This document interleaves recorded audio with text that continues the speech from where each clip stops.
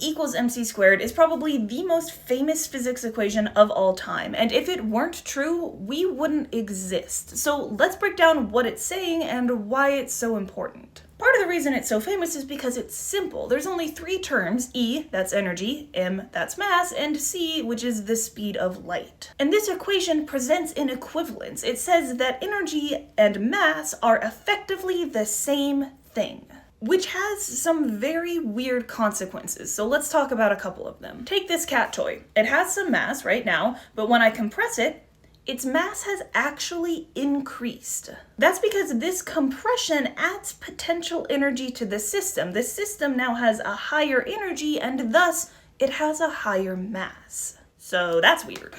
Cat toys aren't that important, but what is important is that the sun keeps on shining, and if it weren't for E equals mc squared, it wouldn't. Happening in the core of the sun right now are a bunch of fusion reactions. Hydrogen is combining to form helium. This is a multi-step process, but let's look at just one step, which is taking a proton and a deuterium nucleus, which is just a proton and a neutron, and combining them to form helium-3, 2 protons and a neutron. This looks great. This looks perfectly balanced. You have 2 protons and a neutron on one side and 2 protons and a neutron on the other side. But the mass of this helium-3 nucleus is less than the mass of the proton and deuterium nucleus on the other side. It's because these things are all bound up, so the energy of the system is different from when they were separate. So in order for this process to conserve energy, it can't just produce helium, it also has to produce light. That light carries away the energy difference between the helium and the proton and deuterium. One way to think about this is that some of the mass of the proton and deuterium is being converted into energy, which is possible because energy and mass are the same thing.